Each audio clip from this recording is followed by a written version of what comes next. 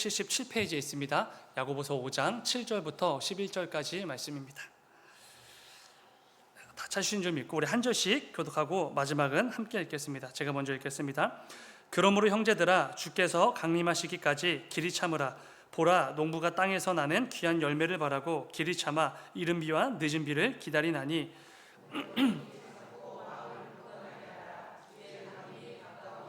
형제들아, 서로 원망하지 말라. 그리하여야 심판을 면하리라. 보라, 심판주가 문 밖에 서 계시니라.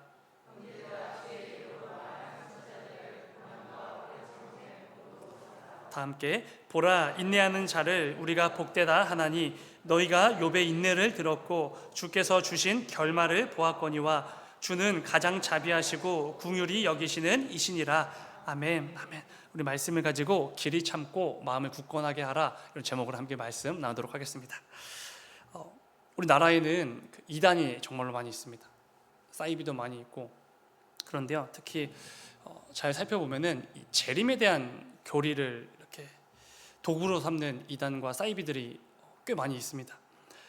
이미 예수님이 재림했다 이렇게 주장하는 곳도 있고, 아니면 어떤 특정한 날과 시간을 정해서 그날 이렇게 재림할 것이다 이렇게 광고하는 곳도 있고, 심지어는 자기가 그 성경에 예언된 재림 예수다 이렇게 주장하는 사람들도 꽤 있습니다. 유독 재림에 대한 교리를 미끼로 삼아서 활동하는 사람들을, 성도들을, 교회들을 미혹하는 그런 이단과 사이비들이 꽤 많이 있습니다. 그래서인지 한동안 그런 시기가 있었습니다. 뭔가 한국 교회 안에서 이 재림이라는 단어를 굉장히 이렇게 좀 이렇게 시시하는, 이렇게 좀 멀리하는, 의도적으로요. 그래서 뭔가 재림에 대한 설교와 교리 교육이 조금 힘을 잃었던 그런 시기도 있었던 것 같습니다.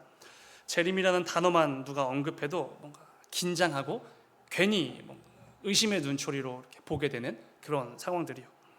그런데 우리가 분명히 기억해야 될 부분이 있죠. 그것은 예수 그리스도의 재림은 굉장히 중요한 신학적 교리라는 것입니다. 우리 성도의 신앙생활에 있어서 심장과도 같은 교리라고 할 수 있을 정도로 정말 중요한 교리 중에 하나입니다. 재림이라는 단어가 주는 이 부정적인 느낌 때문에 그냥 그러려니 하고 넘길 때도 있고, 예수님의 부활은 우리가 뭔가 쉽게 이렇게 기도도 하고 제목도 내어놓고 하지만 그냥 부활이 있듯이 재림도 있구나, 그런 것도 있구나 하고 이렇게 가볍게 여길 때도 많이 있습니다. 그러나 예수 그리스도의 재림이라는 부분은 고작 그 정도로 취급해도 될 정도로 가볍지가 않다라는 것을 우리가 꼭 기억해야 됩니다. 오히려 우리 모든 교회와 성도들의 신앙생활에 활력을 불어넣어주고 분명한 목적도 주고, 지금 우리가 걸어가는 이 성도로서의 길에 대한 확신과 소망과 기대를 주는 것이 재림이라는 것을 우리가 분명히 알 필요가 있습니다. 만일 교회와 성도에게 오늘 우리가 함께 나누게 될 이 예수 그리스도의 재림에 대한 확실한 기대, 소망, 지식, 이런 것들이 없다면 굉장히 위험해질 수밖에 없습니다. 요한계시록에도 미지근한 신앙에 대한 경고의 메시지가 있지 않습니까? 뜨겁지도 않고 차갑지도 않은 미지근한 신앙. 문제는 그러면서도 내가 잘 신앙생활하고 있다라고 착각을 하는 굉장히 두렵고 이렇게 무서운 그런 신앙생활로 이어질 수밖에 없게 된다는 것입니다. 2000년 전에 구약 말씀의 예언대로 하나님이 정하신 때가 찼을 때 예수 그리스도께서 인간의 몸을 입고 이 땅에 오지 않으셨습니까? 우리는 이걸 초림 이렇게 부르는데요. 초림 이후에 우리 주님께서는 하나님 아버지의 뜻에 순종하심으로 우리를 위해 십자가 달려 죽으셨고 또 부활하셨고 하늘보좌 우편으로 승천하셨습니다. 이것은 인류 역사상 가장 위대한 그리고 중요한 사건 중에 하나인 것을 우리가 잘 알고 있죠. 중요하다, 위대하다 이런 표현들은 다 담을 수조차 없을 정도로 정말로 중요하고 위대한 사건이죠. 예수 그리스도의 초림. 근데 중요한 것은 인류 역사상 가장 중요하고 가장 위대한 사건이 하나가 더 남았다라는 것이죠. 그게 바로 예수 그리스도의 재림입니다.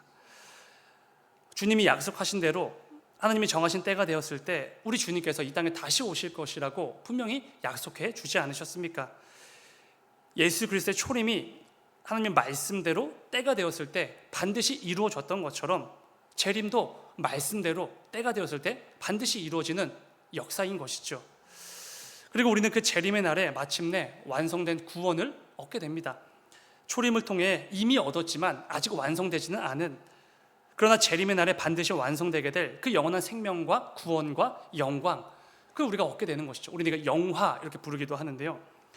그렇게 성도는 이 땅에서 주님 다시 오실 그 날, 그 재림에 대한 기대와 소망을 품고 매일을 살아갈 수 있어야 됩니다. 그 정도로 중요한 것이죠. 성도의 삶은 성경적으로 그래서 이렇게 표현할 수 있습니다. 재림을 기다리며 하루하루 살아가는 사람들, 이게 바로 성도들인 것이죠. 우리들의 삶인 것이고요. 우리의 신앙생활이 마침내 예수 그리스도의 다시 오실 그 재림의 날에 이 영광과 그 영원한 생명을 얻게 될 것을 기대하고 소망하고 붙들고 나아가고 있는 것입니다. 뒤집어 생각해 보면요, 예수 그리스도의 재림에 대한 소망도 없고 기대도 없고 지식도 없고 그냥 그렇게 신앙생활을 하고 있다면 뭔가 좀 이상한 것이죠.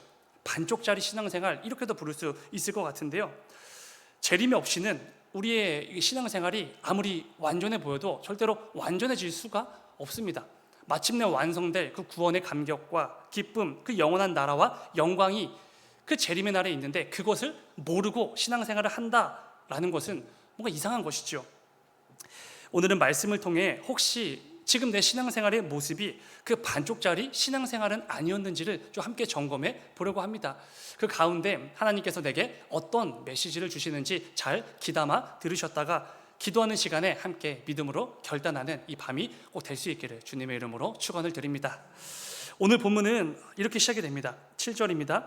그러므로 형제들아, 주께서 강림하시기까지 길이 참으라. 보라, 농부가 땅에서 나는 귀한 열매를 바라고 길이 참아 이른 비와 늦은 비를 기다리나니. 야고보는 지금 이 편지를 받고 있는 성도들에게 예수 그리스도의 재림을 생각하면서 길이 참을 것을 지금 권면하고 있습니다.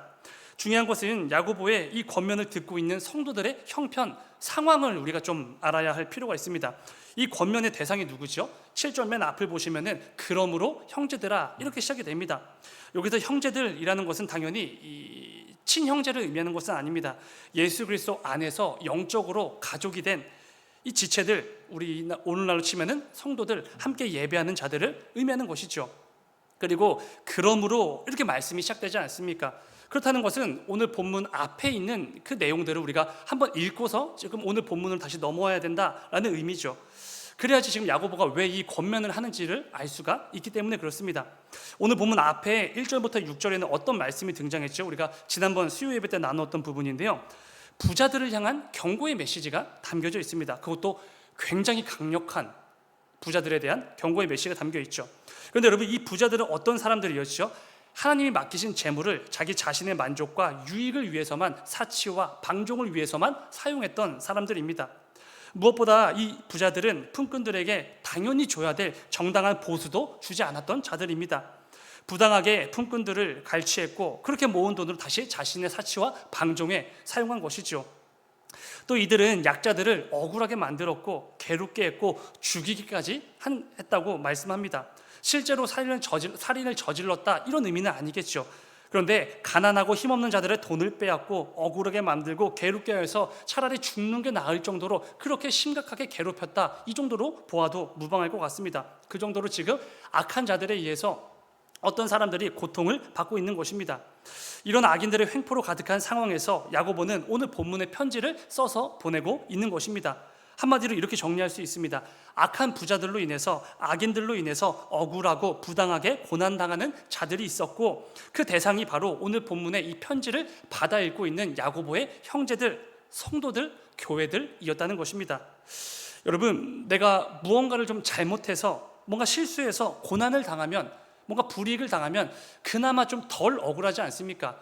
우리 인간은 내가 실수해서 불이익을 당해도 굉장히 억울해하는 그런 사람들인데, 내가 아무런 잘못도 없이 그냥 그런 억울한 일을 당하게 되면 정말로 마음이 어렵죠. 그런데 지금 이 편지를 받은 성도들은 그렇지가 않았습니다. 뭘 잘못하지도 않았고 어떤 실수를 한 것도 아닙니다. 자신들의 잘못이 아니라 악한 자들에 의해서 부당하게, 억울하게, 정말로 어이없게 고난에 처하게 된 것이죠. 그것도 죽였다 이렇게 표현할 정도로 심각한 수준의 고난과 고통에 지금 직면하게 된 것입니다. 근데 여러분 잘 생각해 보시면 이것은 오늘날 우리의 삶에도 정말 많이 일어나는 일이지 않습니까? 우리도 마찬가지인 것 같습니다. 우리 역시 내가 무언가를 잘못해서가 아니라 아무 이유 없이 억울할 정도로 온갖 고난과 고통에 직면할 때가 있기 때문이죠. 그래서 너무나 때로는 마음이 상하기도 하고 낙심이 되기도 하고 내 삶 자체가 무의미한 것처럼 느껴질 때도 정말로 많이 있습니다. 성도라고 해서 이 땅에서 부당하고 억울하고 낙심되는 일을 만나지 않는 것은 결코 아니기 때문이죠. 어쩌면 우리는 지난 한 주간 정말로 많은 고난과 고통을 직면하고 그 가운데 마음이 낙심이 돼서 지금 이 자리에 나오신 분들도 계실지 모르겠습니다. 우리가 이렇게 신앙생활을 하거나 세상을 살아가다 보면은 정말로 아무 걱정도 없고 아무 고난도 없어 보이는 그런 사람들이 있지 않습니까? 그래서 저 집사님은 아무 걱정도 아무 고난도 없이 그냥 평안한 삶을 살고 있구나 이렇게 여길 때도 분명히 있죠. 그런데 조금만 교제를 해보고 함께 대화를 하다 보면 금방 알 수 있습니다. 누구나 그 삶 속에서 크고 작은 문제와 고난과 고통이 다 있구나. 저마다의 고난이 모두에게 있구나. 우리가 이 사실을 알게 되죠. 야고보는 지금 그런 고난과 낙심과 고통과 시험에 처한 성도들에게, 모든 교회들에게 오늘 이 편지를 쓰고 있는 것입니다. 그렇다면 야고보가 고난 가운데 처한 우리 교회와 성도들에게 주는 권면은 무엇이었습니까? 본문 7절과 8절을 다시 한번 보시면 이렇습니다. 그러므로 형제들아, 주께서 강림하시기까지 길이 참으라. 보라, 농부가 땅에서 나는 귀한 열매를 바라고 길이 참아 이른 비와 늦은 비를 기다리나니 너희도 길이 참고 마음을 굳건하게 하라. 주의 강림이 가까우니라. 아멘. 길이 참으라. 길이 참고 마음을 굳건하게 하라. 이런 권면입니다. 야고보는 고난에 처한 성도들에게 참으라 이렇게 말하죠. 여러분, 아무리 큰 고난이 눈앞에 있다고 해도 좀 참으십시오. 짧게 말고 한 번 말고 길게 여러 번 참으십시오. 지금 이런 권면을 하는 것입니다. 힘들어도 참으시고 억울해도 참으시고 고통이 있어도 마음에 낙심이 와도 좀 참으시고 이런 권면인 것입니다. 이 권면 어떻게 들리시는지요? 이렇게 위로가 되는 권면처럼 들리십니까? 뭔가 이렇게 이 부분만 읽으면 굉장히 무책임하고 상대에 대한 배려도 없는 그런 권면처럼 보이기도 합니다. 내 사정도 모르고 내 형편도 모르고 내 마음이 얼마나 이렇게 썩어 문드러졌는지도 모르면서 그냥 참으라. 근데 여러분, 야고보 사도는 그런 권면을 지금 하고 있는 게 당연히 아니죠. 아무런 근거도 없이 그냥 참으십시오.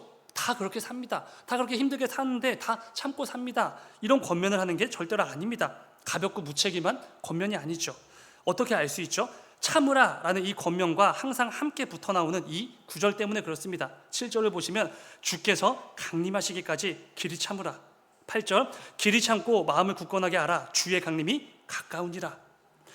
우리 주 예수 그리스도의 강림, 다시 오실 재림이 곧 임박했으니 그날을 바라보며 그날을 소망하며 끝까지 길이 참고 견디라. 이렇게 권면을 하는 것이죠. 여러분, 이 재림이라는 단어 하나로 참으십시오 라는 권면의 무게가 완전히 달라진 것입니다. 그냥 무턱대고 아무 근거 없이 그냥 참고 사십시오 이런 게 아니죠.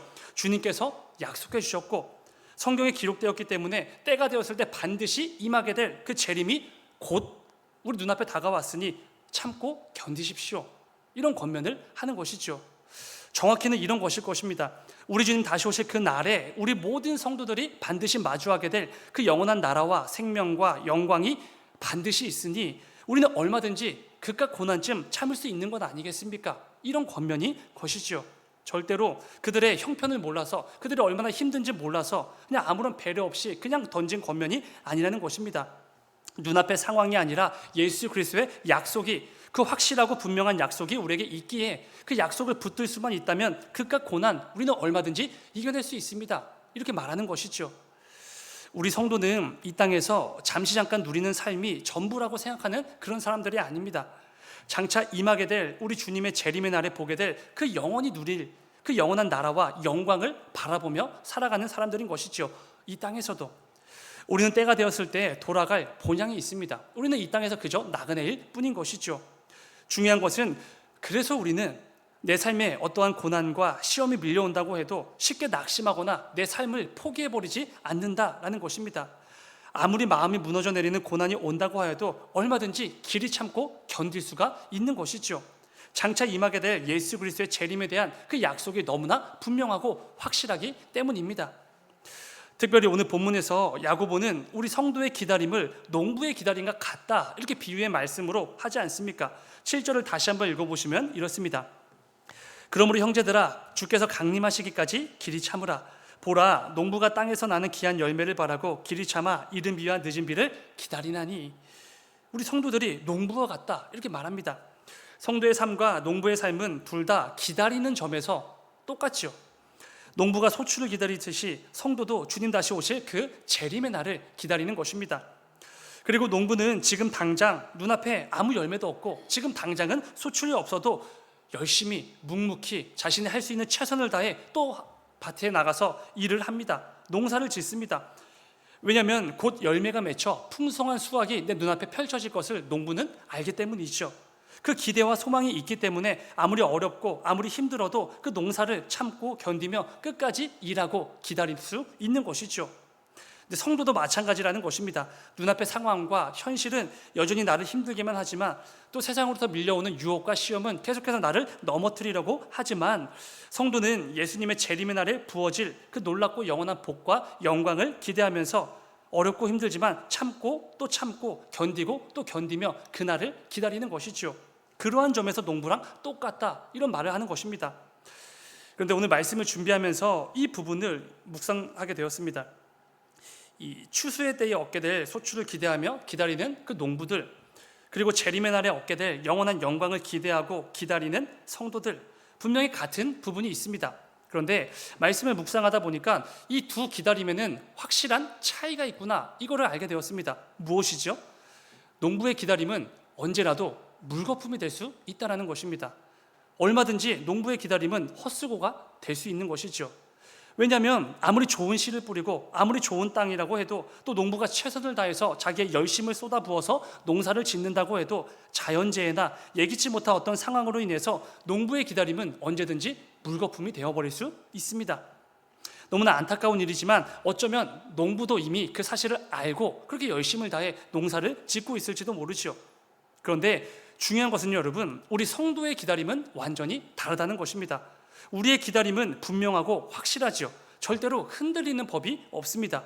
그 어떤 예기치 못한 일도 있을 수가 없고 그 어떤 방해도 있을 수가 없습니다.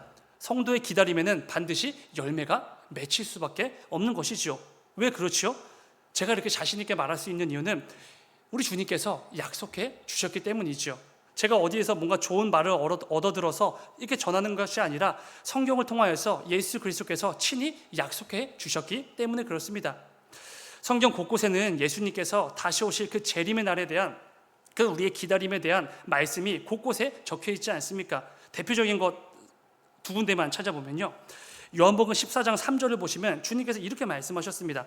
가서 너희를 위하여 거처를 예비하면 내가 다시 와서 너희를 내게로 영접하여 나 있는 곳에 너희도 있게 하리라. 여러분, 주님께서 친히 약속해 주셨습니다. 내가 다시 와서 너희를 내게로 영접하여 나 있는 곳에 너희도 있게 하리라.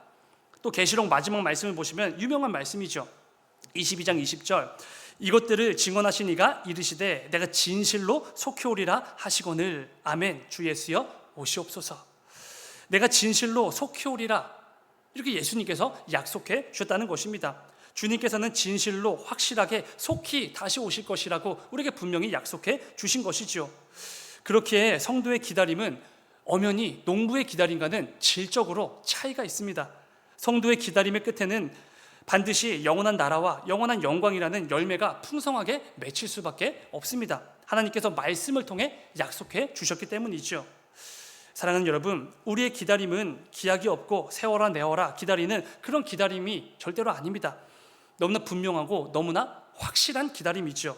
때가 되었을 때 반드시 그리고 속히 이루어질 수밖에 없는 정말로 확신이 가득한 그런 기다림이라는 것입니다. 그렇기에 우리는 예수 그리스도의 재림에 대한 소망과 기대를 가지고 지금까지 해온 것처럼 앞으로도 계속해서 신앙생활을 이어갈 수 있는 것이지요. 재림이 없으면 우리가 이 연약한 죄인들이 어떻게 끝까지 그 신앙의 경주를 이어갈 수 있겠습니까? 중요한 것은 우리에게 어려운 부분이 이런 것이죠. 그 예수 그리스도의 재림에 대한 그 소망과 기대가 우리 삶 가운데 정말로 효력이 있다는 것은 알지만 안타깝지만 그 과정에서 우리는 여전히 어떤 고난이나 어떤 고통이나 어떤 시험이나 어려움들을 만나게 될 때가 있다라는 것입니다.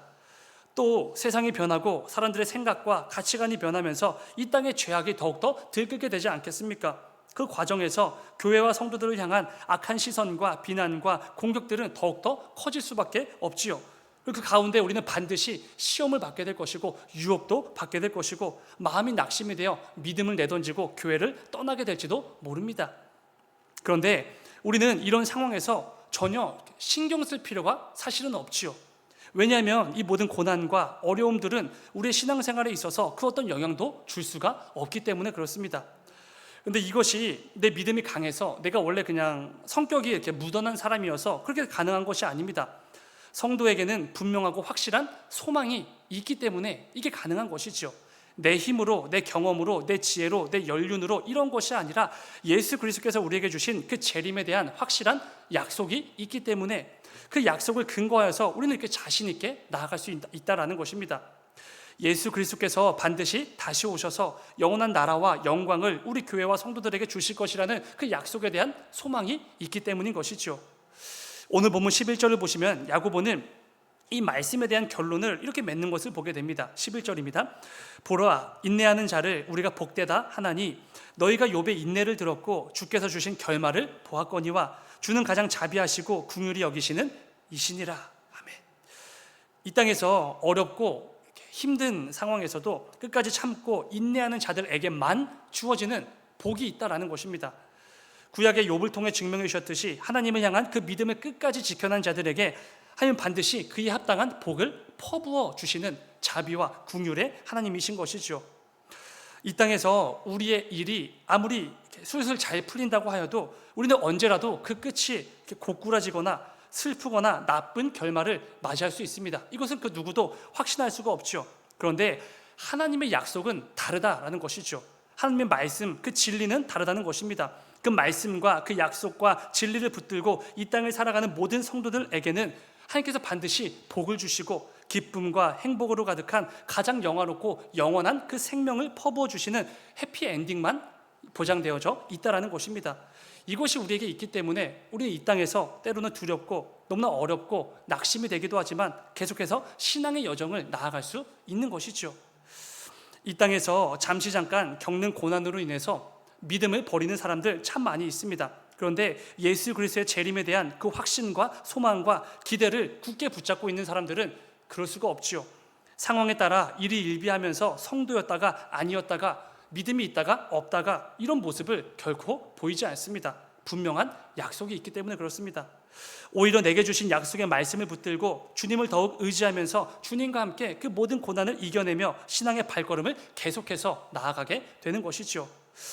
오늘 말씀을 기억하시면서 내 삶 속에서 어떤 고난이나 어려움이 밀려온다고 해도 우리에게 주신 약속을 이루시기 위하여 지금도 일하고 계시는 그 분을 믿고 내게 주신 그 약속의 말씀을 굳게 붙잡고 계속해서 나아가시는 저와 여러분이 꼭 될 수 있기를 간절히 소망합니다. 이를 통해서 마침내 주님 다시 오실 그 날에 누리게 될 그 영원한 복과 그 영원한 생명과 영원한 영광의 모습들을 영원히 누리게 되는 저와 여러분의 삶이 꼭 될 수 있기를 주님의 이름으로 축원을 드립니다. 잠시 기도하겠습니다. 사랑의 주님, 아버지, 우리는 이 땅에서 때로는 너무나 어리석게도 잠시 잠깐의 것들, 일시적인 것들, 이 땅에서 그냥 잠깐 붙잡고 주님 다시 오실 그 날에 전부 다 놓치게 될 그 일시적인 것들에 목숨을 걸고 마치 그것이 내 삶의 주인인 것처럼, 내 삶의 구원자인 것처럼 그렇게 확신하며 살 때가 너무나 많이 있습니다. 그런데 아버지, 그때마다 오늘 말씀을 기억나게 해주셔서 우리 모든 성도들이, 우리 모든 교회가 영원한 것을 꿈꾸고 영원한 것을 사모하고 기대하는 참된 온전한 성도다운 모습이 다 될 수 있도록 아버지 인도하여 주시옵소서. 우리의 그 연약함, 우리의 그 어리석음, 그 영적인 무지함 가운데 은혜를 더하여 주시고 순간순간 필요한 성령의 충만함과 말씀들을 허락하여 주셔서 우리가 이 땅을 살아가는 가운데 어디에 있든지 무엇을 하든지 어떤 위기나 어떤 고난이나 어려움이나 고통 중에 처해 있다고 하여도 여전히 나를 위해서 일하고 계시는 그 예수 그리스도를 더욱더 의지하고 주님께서 반드시 다시 오실 것이라고 약속해 주신 그 약속의 말씀을 더욱더 굳게 붙들고 그 모든 고난을 이겨내며 신앙의 발걸음을 이어갈 수 있도록 아버지 은혜를 베풀어 주시옵소서. 아버지, 이 모든 것들이 우리의 힘으로는, 우리의 경험으로는 절대로 이루어낼 수 없는 것들입니다. 더욱더 성령의 충만함으로 우리의 발걸음을 인도하여 주시고 우리의 눈과 생각과 입술과 모든 선택과 판단과 우리의 삶의 순간순간들을 성령의 충만함으로 기름 부으셔서 언제나 예수 그리스도의 재림을 기다리고 소망하는 자들답게 이 땅을 살아내는 우리 모두가 꼭 될 수 있도록 아버지 인도하여 주시옵소서. 주님 감사합니다. 거룩하신 예수님의 이름으로 기도드렸습니다. 아멘. 아멘. 우리 이 시간